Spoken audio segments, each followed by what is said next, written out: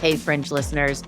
Being that Chad and Cheese is the world's most dangerous HR podcast, we should give a warning label.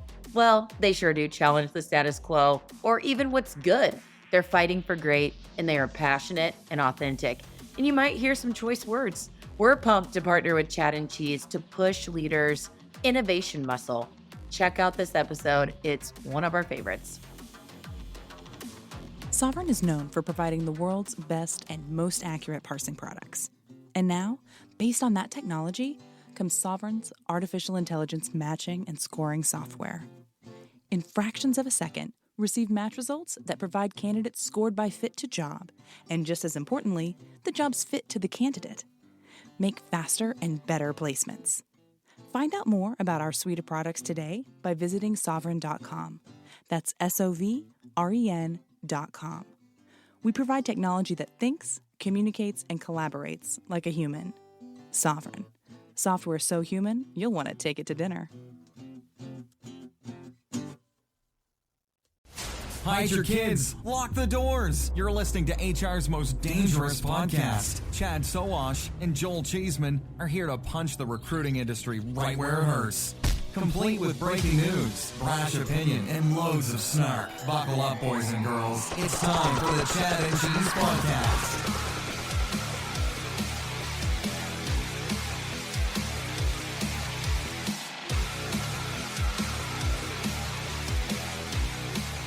Hey, it's Chad. Whenever you have a chance to interview someone whose life has been turned into a movie, well, you make time for that interview, and we did with Steve Pemberton, currently CHRO at Workhuman. Straight from Unleash America's Expo floor, we got Steve on the mic. And to be truthful, most people have to get comfortable on the mic. Not Steve. He's funny, smart, genuine, and one of the best interviews we have recorded to date. Now, we originally recorded this interview exclusively for the Unleash Cast podcast, but it was too damn good not to share here. You can find more great interviews from the floor of Unleash America over at Unleash Cast podcast. Let's join the conversation in progress. So, 30 seconds or less, I walk across my college graduation stage. Nobody's there. Yeah. No family, nobody. I'm like, why the hell is this? Where's my mother, father? I go looking for them, and I find them. Find siblings. Find this case file that's almost 300 pages long, and in that case file was a prediction from a social worker who said that I was not going to have a chance in the world. So I titled that the book that I wrote for my children. That book became a bestseller, became a movie. Became a curriculum that's taught in American schools. None of that I was trying to do. Yep. And what's the movie called again? A Chance in the World as well. Chance in the World. A Chance in the World. So you've got a great story, right? Why get into HR? Because that's what HR is about. Yeah? It's tell me about that. It's about people's stories. Yeah? I mean, I've always been fascinated, because of my own journey. Like I've always been fascinated by systems and people. And in part because both systems and people failed me. Yes. So how do systems and people that drive them, how do those two worlds intersect?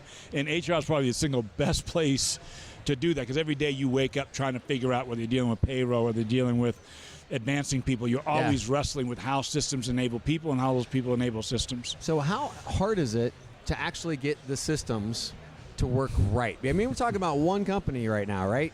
Yeah. How hard is it to get it just within your own organization to get those to run right? We're talking about equity, talking about transparency, we're talking about systems that have been broken forever. Now, we've got technology that should make this easier, but for some reason, for decades, it has not happened. So for you, a leader for just one company, and we'll talk about clients or anything just yet, how do you harness this? How do you actually fix this? Well, change has been going on since the beginning of time, right? If it hadn't, we'd be running around with clubs chasing dinosaurs.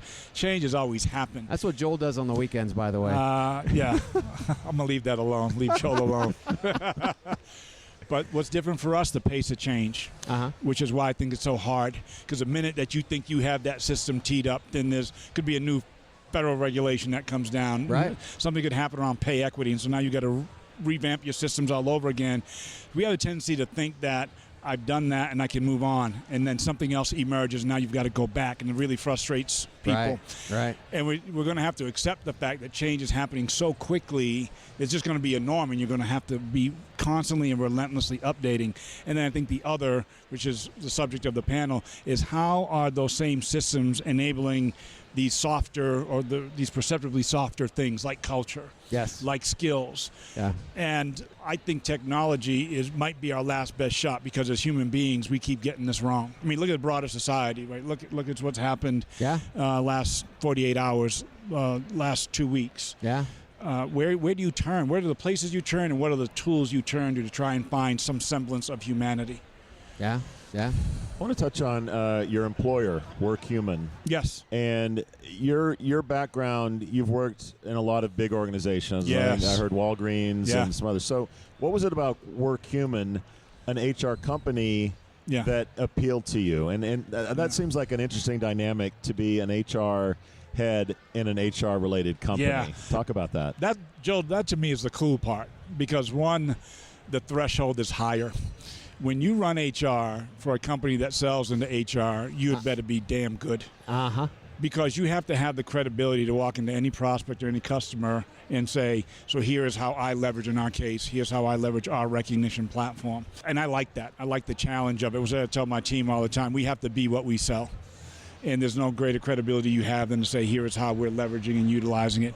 I also think my own career path, I was part of an organization in Walgreens, like 90% brand recognition, 250,000 people when it became. Yeah, it's kind of a big deal. Big Walgreens. deal, but that was one of the problems. It's just too damn big. Really? And you're dealing with a very complex industry that's healthcare. Yeah. So I wanted to do something that was faster moving and that was advancing a broader societal mission. Now, I'd argue that healthcare is doing that too, because without health, everything else is just a conversation. Yeah. But to know you wake up every day seeing how a recognition moment changes somebody's life really spoke to me at a point in my career where I could kind of look around the landscape and say, all right, I'm going to be fine. When I have a job, like, what do I want to do? And to choose a company that was rapidly rising was, I needed to feel alive again. You ever felt like that? Like you need to be like alive again. Now, do you feel, since you're working for a tech company, that you can actually scale what your belief is, what you know to do through that organization? Well, in my world, you had better, because if not, especially because of the pandemic, people are going to walk out on you. Mm-hmm. I think that's a dynamic that's changed. It's not about work life anymore. It's about life at work. Yeah. Because, we're sitting on screens and, you've got babies on laps and cats walking across the desk. I mean, you saw windows, quite literally windows into people's lives. Yeah. And if you're not using technology to scale those human interactions, then those people are going to say, hey, I like Joe. Joe's a great dude, and I like the company, but I want to go someplace where I'm awakened again and I'm doing something to broaden the world. That can't happen if you're just having these kind of one-off conversations, which are nice and they're cool, but you want to know that you're scaling that. And the last thing I'd say, and certainly this is true in the pandemic, people are hurting. You see this, what happened in Buffalo, what happened in Uvalde. Yeah. Our employees aren't walking into Workhuman and they're turning that off. They're not turning that off. They want a place to talk about it. Yeah. Even if they don't know what to say. So we have a Parents at Workhuman Slack channel, and that just lit up yesterday. People didn't know where to go. They didn't know who to talk about. They were using this technology platform just to have a conversation, because we're a company made up predominantly of people who are parents of young children. So they're dropping their child off at the bus and holding on to their hand longer. One, my VP of HR said, drop my daughter off at school, police presence there. Police presence wasn't there yesterday. Yeah. How are you having those conversations? Yeah. What are you talking about? Active shooter drills are happening, and your kids are talking about it coming home. Yeah. Yeah, very different. Very different. So we talk every week about the remote work question. Yeah. And some companies are get your ass back to the office. Some are never come back again. Others are hybrid. What was the internal discussion like at Workhuman in regards to what you were going to do after the pandemic? Generally speaking, Joe, nobody knows. I mean, they can say they know. The reality is that you don't know until you put it into practice. That's the reality of where you are. And so I see all the, the influencers and talking heads say, do X, Y, or Z. I'm like, yeah, okay. That's bovine scatology. You know what that is? Bullshit. That's right. You don't know. You don't know. Yeah. So for us, here's what we did. We went through these cycles. I think every company's doing. And you're reading articles. And you know what we did that really changed the dynamic? We went to our people. And we said, rather than us throwing policies and practices down around remote working, tell me what it is you're looking for. And here's what came back to us. We're looking for fun. We're looking for fitness, we're looking for food, and we're looking for some sense of family. So that's how I talk about it internally. But that's us, right? That's what we're looking for. And then the other, I think, it's a critical factor, is how people are being productive and efficient in their way and by function. So you're in sales, I'm in marketing, you're in IT. Our industries are working very differently. Good luck going to your CIO, your CTO, and saying your people have to be in the office 5 days a week. Oh, yeah. She's going to say, well, I'm going to lose 25, 30% of my workforce if you force that. On the other hand, marketing, you might say, I've got to have them at least 2 to 3 days. Somebody else in fulfillment might say, well, I can't fulfill things if they're not physically in the space. Yeah. And I think that's the shift that has to happen. Start looking at this one by asking your people what they're looking for, and then put a functional lens over. And lastly, you have to drive a message. Not everybody's going to be working exactly the same way. And you're going to have to accept that. Yeah. Well, we never have. I mean, seriously. Fair I mean, point. we really never have. Fair I think point. we're now starting to see how much different we all are. The question is, and we've heard some companies and some vendors talking about being able to provide amazing amounts of flexibility to their workers. So from the standpoint of, if I can work from home 5 days a week, I'll give up X, Y, or Z. Yes. A little bit of pay, a little bit of this, a little bit of that, some time off, whatever it is, right? Do you think that is something that a company can actually manage? And then if they can, how do you take a look at the equity conversation there? Because the individual, the employee, is picking this, right? Yes. And it's a much harder to take a look at what equity actually means. Yeah, and how do you not wind up with two different kinds of companies as a result? Yeah, right? One that's remote and one that's... I think the fulcrum is really the people leaders in that company specifically. They're the ones who are going to have to develop new management muscle to deal with those changing realities. Otherwise, if you could have silos, and legal wants to run it one way and finance wants to run it another, and that's how you wind up with these inequities. So I think training people leaders, when I get on bi-weekly calls with our people leaders, it's like every other week, every Wednesday morning, I'm on with them. Yeah. And we're walking through all these things. Why? Because it's still unfolding. We're still processing. We're still communicating. But I'm really clear in telling them, you are going to have to manage your workforce differently than you have in the past. And we'll bring outside agencies. We'll step through training, whatever's required. But for me, and our executive team has this expectation you're just going to get it. Without that, I think you wind up with disparate processes, and that's where the inequities come from. And so people just start exiting on you. Come on, face it. You've got to fill those recs with great candidates fast. And you've got to diversify your candidate slates, which means you have to diversify your outreach. And that is This Way Global's secret sauce. Check it. This Way Global is a Google-accelerated startup, and their tech delivers qualified and diverse candidates through a network of over 3,500 diverse communities that reach far past traditional tech methods. Yes, I just used air quotes. Seriously, you're missing amazing and diverse applicants every day that are often missed by job boards, old processes, and plain old human bias. This Way Global is a recruitment technology focused on sourcing from diverse communities and then matching candidates into your jobs. Send them a message at contact@thiswayglobal.com. Mention Chad and Cheese and gain same-day access to the tech. Stop checking boxes and start building diverse slates at thiswayglobal.com. So speaking of inequities, I don't know if you saw our keynote with the commissioner of the EEOC yesterday, but we talked extensively about AI in hiring and how there are biased decisions being made through AI. Curious, are you sort of a sounding board for the products being made at Workhuman, and what kind of traps do you see companies falling into with sort of leaning on AI and sort of the trap doors to look for when bias does come into play, whether it's intentional or not? That's a good one.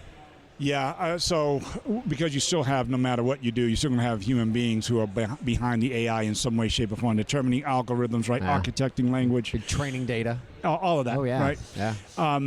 I think focusing on technology to preempt bias specifically is where I think the next evolution should go.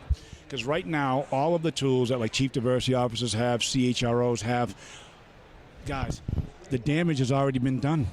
It's already been done. If you're doing an adverse impact analysis, for example, after you've had a reduction in workforce, or you're dealing with a class action lawsuit from EEOC, damage has already been done. You already have a reputation out there. So I think leveraging AI specifically as you're going through performance reviews, as you're, in our world, a recognition moment. Hey, Joel, did you really mean to use this language in recognizing a woman for performance? You might not even be aware of it. My wife and daughter often remind me I'm not the feminist I think I am. Yes. Right? I didn't know. But if that mirror gets held up to me while it's happening, not after the fact, not after she's already left, not after she's already been offended, I think you can create a very different kind of language. Now the challenge, I think, is shifting a lot of the DE&I practitioners, shifting their mindset. We're not dealing in broader society today. You're not dealing with unconscious bias. A lot of the shit I see has conscious bias. Yeah, we're beyond unconscious. Yeah, this is not a matter of you don't know better, Me Too movement. Yeah. You know exactly what the hell you were doing. Yeah. So you're getting enabled. You still are, no matter what AI is built, you're still going to need people to make moral, ethical decisions when those behaviors emerge. On the hiring front, I do think, though, it's where you've seen advancements specifically, so that you're dealing with issues of names and how names are used in the search process. Are we being equitable and fair, and do we have corrective practices? Coming from a former chief diversity officer, until I feel. So let's talk about chief diversity officers. So many are out there, and they're put on an island. They don't have funding. They don't have staff. They don't have any means of actually making real impact. Really, they're just a figurehead that's there. Yeah. And we've seen that for years. Mm-hmm. Have you seen changes? And if you have, where did those changes start? Did they start in the C-suite? Did it start grassroots? Or do you think it just hasn't changed? I don't think you've seen the seismic change that's required to reflect the times. I'll answer it that way. Remember, the origins of the role of the CDO came from the early to mid-'90s, when companies found themselves in courtrooms getting sued for millions and millions of dollars. And so, those boards went back and they said, well, we got to stay out of courtroom, we got to stay out of the news, so we're going to hire somebody, and that person's sole job and responsibility is make sure we don't wind up in the courtroom again. So think what that anchor is. More that anchor, compliance. Yeah, exactly what it was. Yeah. In quasi-PR, which is how you wind up with a single individual, no budget, and a lot of external-facing optics kind of things. Right. Well, when was the last time in any part of any organization that you said anything was of significance and value? You put one person on it with no budget. Nowhere. So you're sending a message already about its value and importance. Now, what's changed, though, is demography. And that's always the disconnect for me. So how, knowing that your customer bases are changing, who you're serving is changing, like how can you continue to go down this path of the CDO in a role by themselves, kind of like an ice cream cone, no ice cream in it, basically. Yeah. So for a lot of companies, though, and especially George Floyd, which is where I think you saw this real paradigm shift. Yes. So since May of 2020, which is when George Floyd was murdered, companies have dedicated $66 billion to eliminating disparities in transportation, in housing. So that was a real paradigm shift. The Business Roundtable, made up of 181 CEOs, said, we have a broader societal responsibility, because prior to that, they came from that Milton Friedman school of thought, which was, and we don't have any responsibility other than generating a profit. Yeah. Drucker comes along a little bit later and says, no, you have a broader responsibility here. So when the Business Roundtable says, actually, you're right, it's why you see Apple investing in homelessness. It's why when we were at Workhuman in Atlanta last year, we had our recognition moments, and all the recognition moments that came through went to 3 charities in the Atlanta area. In other words, we're saying as businesses, we're not going to leave this to you government, because by and large our politics are not in the places where they seemingly can solve the challenges of our time. Yeah. So we have this quiet covenant, I think, that's happening amongst businesses, saying we'll take it on. We're going to get together because we have a fiduciary responsibility to shareholders, to society. We have performance metrics. We have urgency because we're held to the public markets. And you're going to see more and more companies who are going to form partnerships, like Bank of America does with Morehouse College and Spelman College in Atlanta, HBCU, saying we're going to start centers for entrepreneurship. We're going to be focused on women in STEM disciplines. So that's why I have hope, despite the fact I think some things have not changed. It's looking more and more like we're headed into a recession. And in typical recessions, the rule book kind of gets thrown out, we batten down the hatches, and we survive the storm. What's your take on these DEI issues in regards to the economy in a downturn? What happens when that happens? And then when we come out of it, what's your view on what DEI looks like? Is it stronger after the storm, or do we go back to more status quo? Well, typically, the recession around those matters is always meant a retraction. When you perceive DEI as a nice thing to do in cost-cutting times, it's the first thing to go, because it's an optic in some cases, candidly, or a kind of a nice to have. Yeah. But again, who's your customer base? Who are you serving? Who's your employee base? I'm sure it's happened to both of you as well. I can't tell you a number of times. Probably most recently, a couple weeks ago, from New England, live in Chicago, big Dunkin' Donuts. That's my deal. Donkeys. Yes. Man, I go to a Dunkin' Donuts like 5 o'clock to grab a cup of coffee. Sign, we don't have staff here. Yeah. We don't have staff here. Yeah. Right. So this idea somehow that we can just kind of get through a recession and then we'll be able to, I don't think that's, we had better plan for it accordingly. I will say, though, that the pandemic would have led you to believe that too, right? Because, we're all in this moment, this first 6 weeks, are we going to be around? Are we going to be relevant? Yeah. Imagine the hotel industry, airlines industry, we know what they went through. I do think it requires from the early onset, because to your point, you can see the tide starting to go out vis-a-vis a recession. So you have to make a beeline literally to your employee population, to your customer base, and you have to have a very active plan. I'm not referring to kind of corporate social responsibility. What's your retention plan? Who's going to be staffing any parts of your organization? And it's going to require that new leadership muscle. It's just not true about managing people through a pandemic. It's also managing through recessions, and it just seems like every damn week, man, there's just something else coming. Yes. Something else coming. Yeah. The other thing I would point out is that the pandemic really magnified this. HR is, it's always a battle to prove your relevance, to have a seat at the table. Yeah. Like, why are you relevant? Yeah. And I would say the pandemic, I kind of walk around with my chest puffed up around Workhuman and generally. You know why? We don't have anything to prove anymore, because the responsibility for getting an organization through the pandemic fell on HR. Just like the last recession, that was the test of the CFO. We were the ones who had to get people home if they were at a conference and you got a shelter-in-place order. We were the ones who said, let's get you the equipment so you can keep doing your job. Yeah. We were the ones who created programming when mental health began to raise its head. We were the ones designing vaccine and safety protocols when we came back to the office.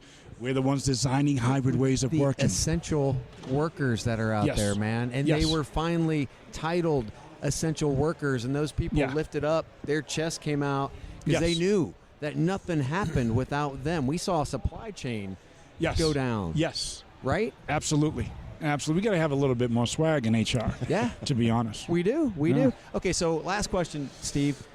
We're back. We're live. Yeah. We're here. How does it feel, man? Great. Yeah? I mean, I love technology. I'm a first adopter and just about damn near anything. And the three of us could be on a screen, but, I can we can have a conversation since we're all bearded here. I mean, just stuff that we can talk about, laugh about, connect, even though we're just meeting for the first time. Technology can't replace that. Right. So that feels great. And I also think the pandemic robbed us of community. Yeah. It really did. I mean, you just isolated, you're alone. And it's just something about laughing, smiling, having a drink, catching up with your colleagues. Or 3 drinks. or depending on what's unfolding, 4 or 5. In Vegas, We need that. We need that. I'll let you out on this. You're obviously a thoughtful guy. What's on your reading list this summer? What are you watching? What's filling your brain this summer? Yeah, so I'm going to answer that probably differently. So I am a voracious, relentless reader. I am an author.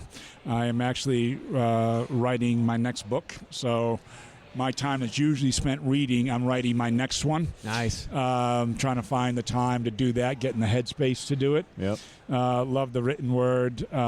This one has always been a bit of a project. One of that wish list things. And I've just said, I'm going to really sit down and do this time around. Uh-huh. Get a cabin in the woods and knock it out. Yeah, absolutely. But you got to be in a space to write. You got to be in a space, I think, to read as well and absorb kind of what your last one I wrote. The last one I read was The Song of Achilles. It's a great book. Revisits the story of Achilles, but in a very, very different way. Which I'd recommend everybody take a gander at. Kind of like revisionist, almost Malcolm Gladwell style? Yeah, exactly. Okay. Revisiting and basically imagining Achilles still being the hero that he was, but understanding his journey in a very, very different way. And there's a real powerful narrative in there about DE&I. That's amazing, man. Yeah, pretty Steve cool. Pemberton, everybody. Steve, thank you so much for taking time, man. Yeah. If people want to connect with you or find out more about what you're doing, where would you actually send them? Yeah, go to workhuman.com. You can find me on LinkedIn. I like catching up with folks and hearing what they're up to. You learn a lot from engaging and interacting with people, hear what's on their minds too. So easy to find on any of the social media platforms. Amen. Good hanging out with you guys too, man. Absolutely. Me too, man. Thank you, Steve. This was great. Yeah. Chad, another one is in the can. We out. Damn, that was good. Remember, you can find more great interviews over at Unleashcast Podcast. We out. Thank you for listening to, what's it called? A podcast. The Chad. The Cheese. Brilliant. They talk about recruiting. They talk about technology. But most of all, they talk about nothing. Just a lot of shout-outs of people you don't even know. And yet you're listening. It's incredible. And not one word about cheese. Not one. Cheddar, blue, nacho, pepper jack, Swiss. So many cheeses and not one word. So weird. Anywho, be sure to subscribe today on iTunes, Spotify, Google Play, or wherever you listen to your podcasts. That way you won't miss an episode. And while you're at it, visit www.chadcheese.com. Just don't expect to find any recipes for grilled cheese. It's so weird. We out! The world's best-known investor and Wall Street expert Warren Buffett once said, "Wall Street is the only place that people ride to in a Rolls-Royce to get advice from those who take the subway." Mr. Buffett's quote is remarkably accurate, but how many people would rather receive advice from him than someone simply guessing? Welcome to Buy, Hold, Sell, your single source for Wall Street knowledge and profitable guidance. Please join me, Todd Schoenberger, and fellow trader Tobin Smith, as well as host Veronica Dudo, for a podcast known to move the needle for investors. Tobin and I are seasoned Wall Street executives with deep investment experience, and we are prepared to share our advice to those who choose to listen. Download Buy, Hold, Sell today on the Evergreen Podcast Network or your favorite podcast channel. Hide your kids. Lock the doors. You're listening to HR's most dangerous podcast. Chad Sowash and Joel Cheeseman. Are you fucking kidding me, dude? Is this thing even on? Yes, that's what that red indicator on your screen means. Oh, Jesus. We're closing in on 1,000 episodes. Yeah, 1,000. You think I'd get this right eventually. Oh, dude, no worries. I mean, it's all about great content over perfection. Thank baby Jesus for that one. Hi, I'm Chad Sowash. And I'm Joel Cheeseman, and we are the Chad and Cheese Podcast. Creative, huh? That's HR's most dangerous podcast. What exactly does that mean, Chad? Well, check out the explicit label for starters. Ooh, yeah, but any chucklehead can drop an F-bomb or two. True. But we have 40 plus years of combined experience in HR, talent, and tech, which means we know our shit and we're well connected. God, we're old. But experience and our network make for dangerous podcasts. But what really makes us dangerous is that we don't beat around the bush by asking bullshit softball questions. Unless it's a setup for a knockout, of course. Yeah, we're pretty famous for that, aren't we? What makes us dangerous is that we know talent is the center of every team, every business, and every single fucking economy. Yep, without talent products and services, your favorite brands just crumble. Our job is to stop the old 1950s line of thinking by challenging all of the bullshit we're seeing out in the market. And man, there's a lot of bullshit out there. Exactly. Talent is the center of everything in business, which is why you and your team need a steady diet of the Chad and Cheese podcast. Yummy. Available at chadcheese.com, Stitcher, Spotify, Apple, Google, or wherever you listen to podcasts. We out.